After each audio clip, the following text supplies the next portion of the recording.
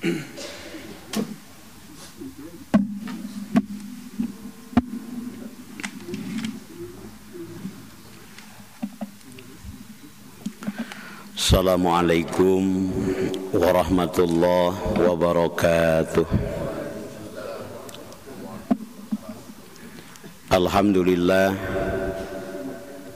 alhamdulillah, alhamdulillahi rabbil alamin ala kulli halin wa nikmatin alaina.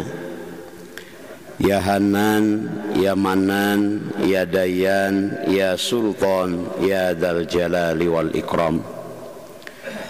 Allahumma salli ala Sayyidina Muhammad wa ala ali Sayyidina Muhammad, amma ba'du. La ilaha illallah, la mawjuda illallah, la ma'buda illallah, la matluba illallah, la maksuda illallah. Bismillahi tawakkalna ala Allah, la hawla wa la quwwata illa billah. Bersyukur kepada Allah. Alhamdulillah, alhamdulillah, alhamdulillah. Allah masih mempercayakan usia kepada kita sehingga kita sampai di bulan Ramadan, bulan penuh berkah, bulan penuh ampunan, bulan dilipat gandakan amal. Setengah perjalanan ibadah saum telah kita jalani. Hanya tinggal beberapa saat lagi kita akan berjumpa dengan akhir dari perjalanan ibadah di bulan Ramadan. Ada di antara teman kita, saudara kita, tetangga kita, keluarga kita yang di Ramadan tahun kemarin masih bersama dengan kita. Di Ramadan tahun ini mereka sudah mendahului kita. Alhamdulillah, alhamdulillah. Allah masih mempercayakan usia kepada kita sehingga kita berada di bulan yang penuh berkah ini, bulan yang penuh dengan kebaikan. Di mana di bulan ini al-hasanatu bi asri amsalha illa sab'i mi'ati di'fin. Satu kebaikan Allah balas dengan 10 kebaikan sampai dengan 700 kebaikan. Inilah Ramadan. Di bulan Ramadan ada satu malam yang sangat istimewa. Fihi lailatun khairun min alfi syahrin. Apabila kita berkesempatan beribadah di malam itu, nilai pahalanya khairun min alfi syahrin, lebih baik daripada ibadah 1000 bulan. Itulah malam Lailatul Qadar. Kapan malam Lailatul Qadar itu akan datang? Rasulullah Muhammad sallallahu alaihi wasallam beliau mengisyaratkan dalam hadisnya, taharrau lailatal qadri bil witri minal asril awahiri fi Ramadan. Carilah malam Lailatul Qadar di malam-malam ganjil di 10 hari terakhir di bulan Ramadan. Mengapa Lailatul Qadar berada di 10 hari terakhir di bulan Ramadan? Karena saum bagaikan sebuah pertandingan. 10 hari pertama adalah babak penyisihan, pesertanya banyak. Bisa kita lihat dari surau ke surau, musola ke musola, masjid ke masjid, desa ke desa, kota ke kota. Di 10 hari pertama setiap masjid penuh dan ramai dengan orang yang melaksanakan ibadah. Masuk ke 10 hari kedua, itulah babak semifinal. Peserta mulai berguguran, masjid mulai ada kemajuan, sopnya maju ke depan, jamaah mulai meluber sampai sholat di rumah masing-masing. 10 hari kedua adalah babak semifinal. Alhamdulillah, apabila kita hari ini masih bisa qiyamul lail, kita hari ini masih bisa qiraatul Quran, kita hari ini masih bisa saum, berarti kita masih termasuk pemain-pemain pilihan yang bisa bermain di babak semifinal. 10 hari terakhir itulah babak penentu yang disebut dengan babak final, di mana di 10 hari terakhir di situ ada medali terbaik, reward terindah, yaitu malam Lailatul Qadar.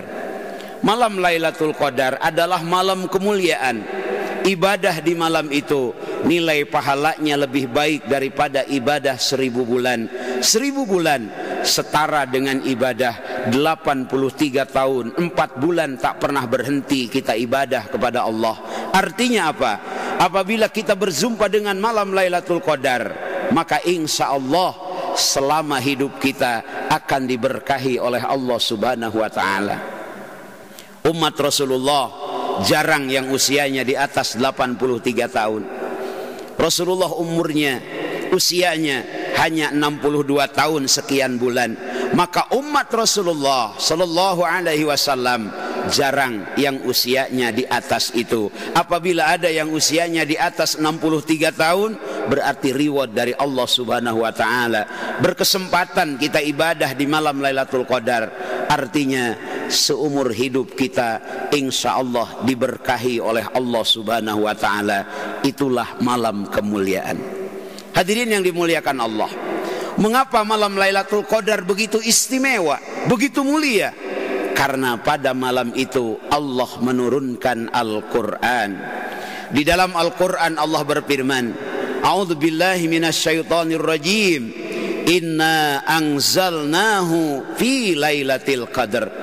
Allah menurunkan Al-Quran secara keseluruhan 6.666 ayat, 30 juz dari Lauhil Mahfud, dari Mafi'il Millah ke Baitul Ijah pada malam Lailatul Qadar. Saat itu Al-Quran dibawa oleh malaikat Jibril alaihissalam. Malaikat Jibril alaihissalam tadinya malaikat biasa saja. Setelah membawa Al-Quran, beliau berubah menjadi Sayyidul Malaikah, raja dari setiap malaikat. Inilah hebatnya Al-Quran. Al-Quran turun pada satu malam. Malam itu bernilai 1000 bulan. Al-Quran turun pada malam Jumat. Jumat itu berubah menjadi Sayyidul Ayam. Ayat pertama yang turun dari Baitul Izzah kepada Rasulullah adalah Iqra bismi rabbikal ladzi khalaq. 5 ayat dari surah Al-Alaq terjadi pada malam 17 Ramadan, malam Jumat, dan hari Jumat berubah menjadi Sayyidul Ayam. Turun di bulan Ramadan, Ramadan berubah menjadi Sayyidus Suhur, turun kepada seorang manusia. Manusia tersebut berubah menjadi Asraful Anbiya wal Mursalin. Muhammad Rasulullah adalah pemimpin para nabi. Dari 124.000 nabi, dari 114 rasul, dari 25 nabi dan rasul yang wajib kita ketahui, Rasulullah adalah pemimpin para nabi dan para rasul karena beliau menerima Al-Quranul Karim. Bukan hanya itu, Al-Quran turun di sebuah tempat, kota itu berubah menjadi raja dari setiap kota. Kota Mekah adalah kota termulia. Solat di Masjidil Haram yang ada di kota Mekah, 1 rakaat lebih baik dari 100.000 rakaat di luar Masjidil Haram. Kota itu pun berubah menjadi berkah. Di kota Mekah sulit kita mencari pohon mangga, tapi buah mangga melimpah ruah. Di kota Mekah dan Madinah sulit kita mencari pohon pisang, tapi buah pisang melimpah ruah. Inilah hebatnya Al-Quran, tatkala sudah bersentuhan dengan siapapun.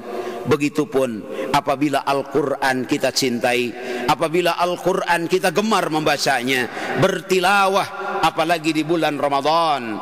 Al-hasanatu bi asri amsalha illa sab'i mi'ati di'bin. Kita baca Al-Quran di bulan Ramadan. Alif Lam Mim, 3 huruf kita baca Al-Quran, 3 kali 700 kebaikan. Inilah Ramadan, raja dari setiap bulan. Rasulullah adalah merupakan raja, pemimpin dari setiap nabi dan rasul, Asraful Anbiya wal Mursalin. Tatkala beliau sudah tiada, ada orang-orang istimewa yang merupakan pewaris dari para nabi dan para rasul. Al-ulama'u warasatul anbiya. Para ulama adalah pewaris para nabi. Dalam sebuah hadis Rasulullah pernah menyampaikan, salasun, ada 3 hal. In asu suada, wa in matu syuhada. Apabila orang itu hidup, dia akan hidup dalam keadaan mulia. Apabila orang itu meninggal, dia meninggal dalam keadaan syahid. Siapakah mereka? al-muhib lil ulama, orang yang mencintai para ulama. Hadirin yang dimuliakan Allah, tema pagi hari ini adalah mencintai para ulama. Para ulama adalah pewaris para nabi.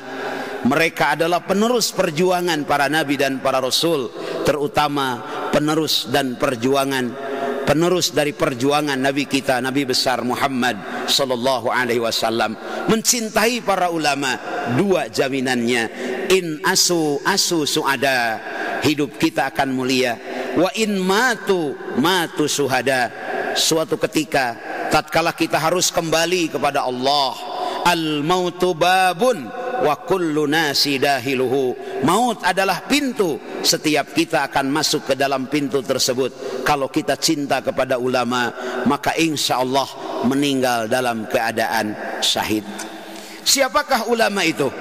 Di dalam Al-Quran Allah mendefinisikan ulama. Ulama adalah orang yang memiliki ilmu, dan dengan keilmuannya dia sangat takut kepada Allah. Innama yahsyallah min ibadihil ulama, orang yang hatinya hanya takut kepada Allah dengan ilmunya, itulah ulama. Di negara kita mengenal ada yang namanya ustad, ada yang namanya kiai, ada yang namanya ajengan, ada yang namanya ulama. Di antara empat ini ada perbedaan. Kalau ustad adalah guru bahasa Arab, ustad artinya guru. Makanya kalau manggil ustad jangan disingkat, jangan dipotong. Karena bahasa Arab itu jangankan dipotong, beda baris, beda makna. Mar'atun perempuan, mir'atun cermin. Makanya perempuan di mana-mana juga suka bercermin. Mar'atun perempuan, mir'atun cermin. Hayya 'alal falah, pakai sidah, pakai tasdid, maknanya sudah berbeda. Kalau tidak pakai tasdid, hayya 'alal falah, mari kita meraih keberuntungan. Kalau pakai tasdid, pakai sidah, hayya 'alal falah, mari kita bercocok tanam. Itu bahasa Arab. Maka manggil ustaz tidak boleh dipotong. Us damang us, tad sehat tad, nggak ada artinya. Kemarin saya pulang syuting di TVRI, security nanya, tad sudah beres tad? Saya jawab sudah tod, gitu dah hese atau nyebut ustad meni alim pakai tad segala. Itulah ustad artinya bahasa Arab, artinya guru. Jadi siapapun yang ngajar, siapapun yang mengamalkan ilmunya, dalam bahasa Arab artinya guru, maka berhak disebut dengan ustad. Tapi belum tentu dia kiai. Siapakah kiai? Kiai itu yang dituakan karena akhlaknya, dituakan karena ilmunya. Kiai adalah singkatan KIAI, kokolot ideologi agama Islam. Apabila seseorang sudah dituakan, walaupun usianya masih muda, maka dia disebut kiai, kokolot ideologi agama Islam. Dengan ilmunya dia berakhlak baik, dengan ilmunya dia bisa memimpin, dengan ilmunya dia pantas disepuhkan, dituakan, maka dia disebut sebagai seorang kiai. Yang ketiga, ajengan. Siapakah ajengan? Ajengan itu yang suka diajeng-ajeng. Gak ada yang mimpin doa, silahkan ke depan, ajengan. Gak ada yang mimpin sholat, silahkan jadi imam, ajengan. Ajengan, anu diajeng-ajeng. Yang keempat, yang harus kita cintai, itu adalah ulama. Ustadz belum tentu kiai, kiai belum tentu ajengan, tapi ulama insya Allah ustadz, ulama insya Allah kiai, ulama insya Allah ajengan. Siapakah ulama? Ulama adalah innama yahsyallah min ibadihil ulama, orang yang dengan ilmunya dia hanya takut kepada Allah. Bahkan di dalam kitab Zam'ul Jawami lebih detail lagi, ulama adalah man tawalat ta'atuhu, orang yang tak pernah lupa kepada Allah, itulah ulama. Mencintai orang seperti itu disampaikan oleh Rasul, in asu suada wa in matu suhada. Kalau hidup, dia hidup dalam keadaan mulia dan bahagia. Wa in matu suhada, kalau meninggal, dia meninggal dalam keadaan syahid.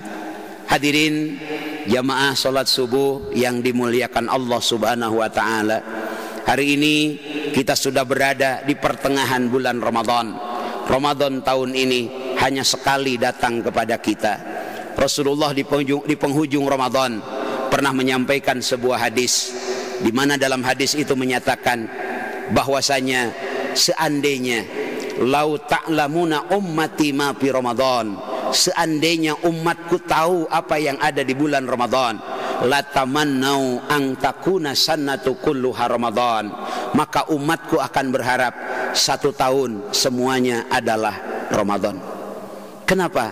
Karena di bulan ini amal sunnah bernilai amal wajib. Kita melaksanakan tarawih di malam hari sehabis sholat isya. Apakah 11 rakaat dengan witir? Apakah 23 rakaat dengan witir? Apakah 31 rakaat seperti halnya di kota Mekah? Di kota Mekah dari habis isya sampai jam 12 malam 20 rakaat. Kemudian dari jam 1 sampai menjelang sahur 11 rakaat. Semalaman penuh dilakukan qiyamul lail. Kalaupun tidak seperti itu, kita tarawih hanya 11 rakaat atau 23 rakaat, jam 9 sudah selesai. Tetapi paka'annama solat yang seperti itu bagaikan semalaman kita tak pernah berhenti solat kepada Allah. Inilah hebatnya bulan Ramadan. Diam kita adalah zikir, napas kita adalah tasbih. Kalau diniatkan ibadah, tidur orang yang sedang saum akan bernilai ibadah, karena dia tidur untuk memperkuat saumnya di hadapan Allah Subhanahu wa taala. Luhupu pami soimi atyabun indallah min rihil miski. Aroma bau mulut orang yang sedang saum di hadapan Allah lebih harum dibandingkan minyak kasturi. Inilah Ramadan. Bukan hanya itu, ada yang lebih istimewa di bulan Ramadan. Apa itu? Salasun da'awatin la turad.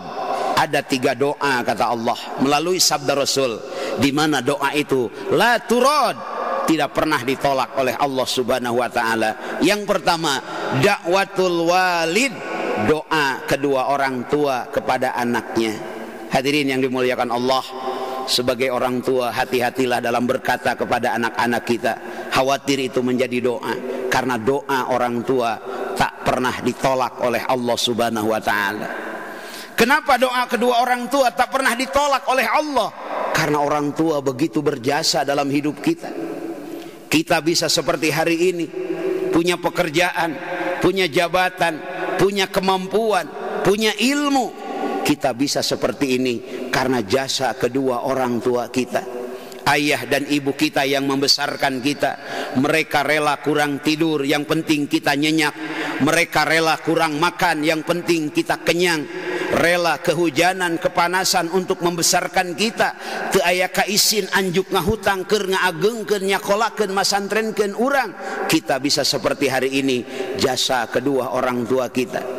Kalau hari ini kita berangkat dari kota Bandung menuju kota Madinah, kita ucapkan salam kepada Rasulullah, kita sholat di Masjid Nabawi, 1 rakaat lebih baik dari 1000 rakaat di luar Masjidil Haram. Kita datang ke Masjidil Haram, tawaf di antara Baitullah, mengelilingi Ka'bah, kemudian sa'i antara Safa dan Marwah. Selesai itu kita kembali ke tempat ini. Semua itu tidak akan mampu membalas 1 tetes darah ibu kita melahirkan kita. Betapa besar jasa kedua orang tua kita.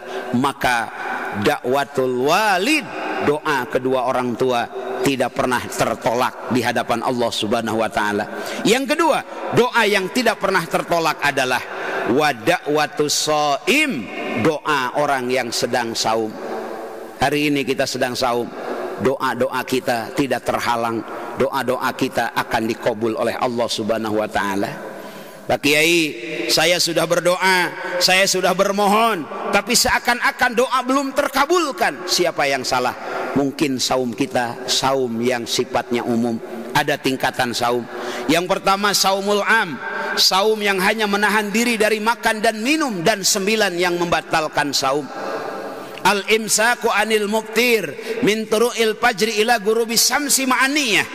Saum am adalah saum yang menahan diri dari makan dan minum saja. Saum yang akan membuat doa kita dikabul oleh Allah adalah saumul hawas, di mana saumul hawas bukan hanya saum dari makan dan minum, tapi apa yang disampaikan Rasul, fa in sumta fal yasum sam'uka wa basaruka wal lisanuka anil kadibi wal ma'as. Apabila kalian saum, kata Rasulullah, saum pula matamu, saum pula telingamu, saum pula lisanmu anil kadibi wal ma'as. Saum seperti ini, saum yang akan menggugurkan dosa-dosa kita, saum yang akan membuka pintu langit. Saum seperti ini, saum yang akan membuat doa kita tidak tertolak di hadapan Allah Subhanahu wa taala. Mudah-mudahan saum kita diterima Allah Subhanahu wa taala, qiyamul lail kita diterima Allah Subhanahu wa taala, doa-doa kita dikabul oleh Allah Subhanahu wa taala.